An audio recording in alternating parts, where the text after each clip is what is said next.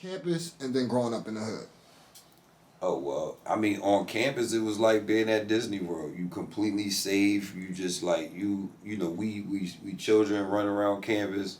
We got adults, but we had a lot of freedom. Like you know what I mean, as far as traveling, moving around, and we never had to worry about nothing. You get what I'm saying? As far as that, me and my cousins literally got robbed one time coming back, just walking up the street. You know what I'm saying? Just walking on our block. You feel me? Like we was children, like you know what I mean, 12, 13. You know what I mean, for like a starter jacket, my cousin. So it's, like just to give a real clear detail of the difference. You know what I mean, the danger, but family at school, I'm not with my family, so that's another difference. You dig what I'm saying? I'm not. I don't think being the oldest of six kids put my mom in a tough position with having six kids. And I'm at boarding school, and I say that because unless I was in trouble from second to 12th grade or graduation, my mom was never up at the school, not a parent teacher meeting or none of that. And I think that probably would have been helpful for me because in order to go to Girard, you have to have good grades, you have to have good behavior. I went by second grade, by third grade, fourth grade. I was, I'm saying that to say I was intelligent, but now I'm using that intelligence. I'm in there misbehaving, and I'm using that intelligence to get away with whatever. And my mom, you know what I mean? I don't know why. I try to think, and maybe I don't remember. But I don't remember other than like when I was fighting or something, my mom coming up there to like, I don't remember Gerard having no conversation with me or nothing. Because I would always maneuver, so yeah. We were all just confronted by some disturbing news about Girard College this year. A longtime employee was accused of sexual assault that might have been going on since the 80s. How do you feel about that? Man, I'm severely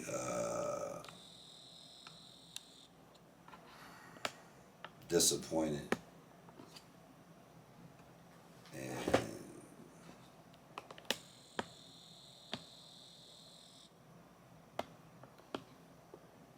it's just bad.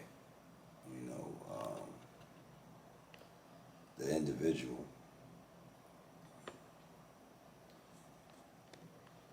Mr. S, as I know him, Mr. Keith Steininger. He was a mentor for me. And all glory be to God, I didn't get exposed to any abuse or nothing that, he never tried to do anything to me or invite me to anything or show me anything or anything like that.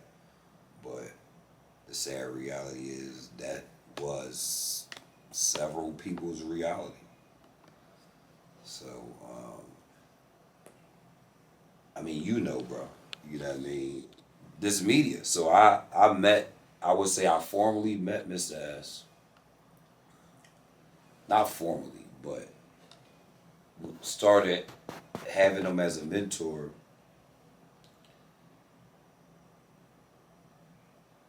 I was the only person in detention. And that's how much I had detention, to the point where I was the only person in detention.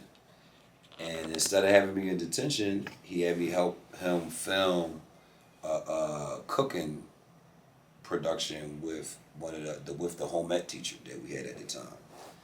And I held the boom mic. So the boom mic is like you hold a stick, you hold the mic. If you ever seen the movie, sometimes the mic come down, so that's the boom mic. And from there, that's was my introduction to media. And I would have tough times in class, and Mr. S built a audio visual department at the school, and we would film. Before I joined the Getz Club or the audio visual club, I would see them around with the camera filming stuff. So after doing that, I started going to the audio visual club using the equipment And from there, that was my safe haven, just going down there to create, just like we down here at Rec Philly. You know, Mr. S built the whole studio, you know, and now we know definitely, you know, possibly primarily for the wrong reasons, but definitely utilized for the wrong reasons. But yeah, man, that was devastating. You know, I'll tell you this one part right here, as far as like after I graduated from Girard, I would go to Girard to get my copies and continue to use the audiovisual department, or GETS, Girard Educational Technology Services department, to print my flyers as like my Kinkos. And while that's when I started life outside the streets, Manny Strong Records, you know, being an adult, I had caught my own case. I caught a case where I was charged with gun and drugs, which is a mandatory 5 years upstate. And I waited to the very last minute to ask him, Mr. S, for a letter, a support letter for sentencing. Because, you know, I ain't wanna, you know, I'm going up there still doing business as an adult, but nobody knows I'm out selling drugs and doing the things that I'm doing. And now, because I'm in trouble, I have to disclose this.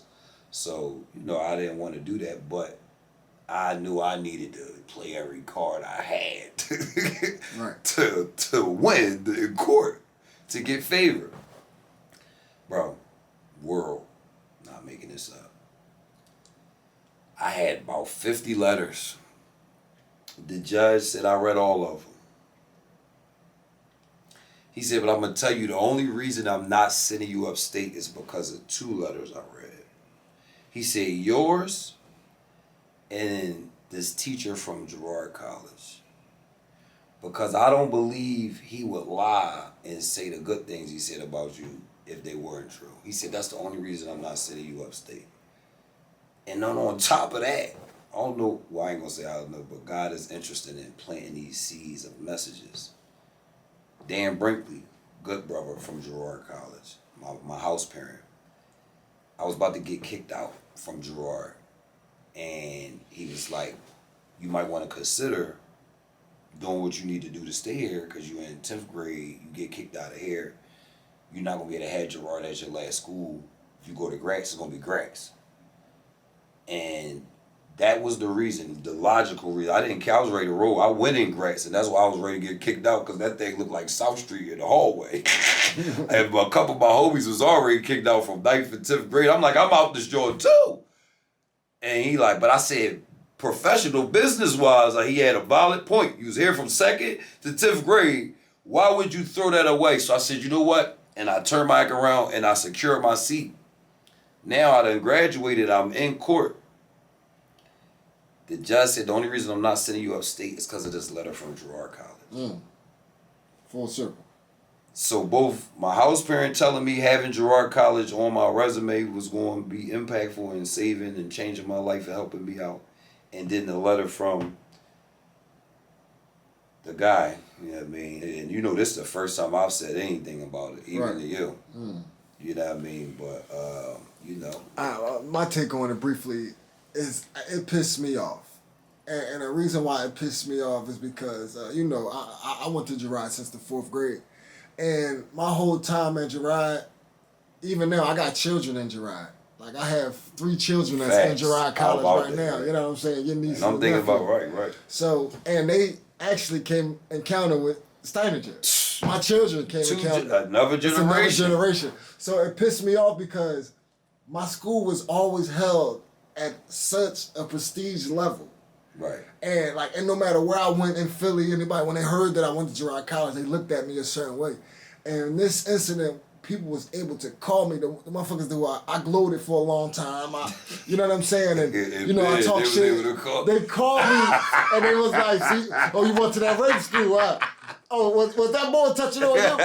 And they was able to say this shit to me, so it just pissed me off, and it's just like staining my school, but it can't stain that school. Like, no. He cannot do that. No, you know what I'm saying? Listen, man.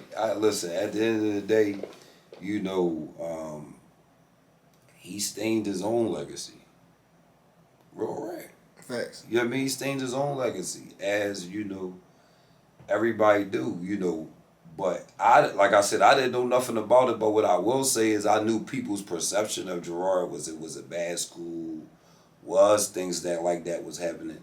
And I knew even if I didn't know that things like that was happening personally, I knew things like that was happening, if that makes sense. Yeah, you get what I'm saying? Mm-hmm. Like, I was tuned in. I was devastated because, like, look, he was I'm talking about, he was my personal mentor, bro. Right. You get what I'm saying? Like, look, that was up. I mean, because of the person that I am, as far as accountability, you feel me, is why I identify him because of what he did. You understand? But I say that to say, like,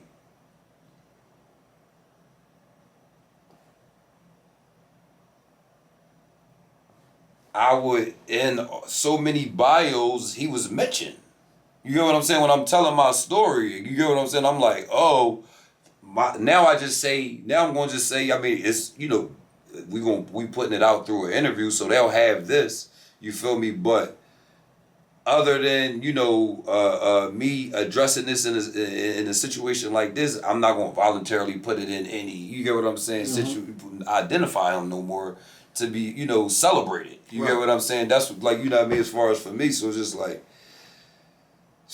I mean, what I will say is how we found out was with him taking accountability. You know what I mean? So, I definitely, am glad to hear that. You get what I'm saying? Because that's more in line with what I know. What you know him to be. You know what I mean? With integrity.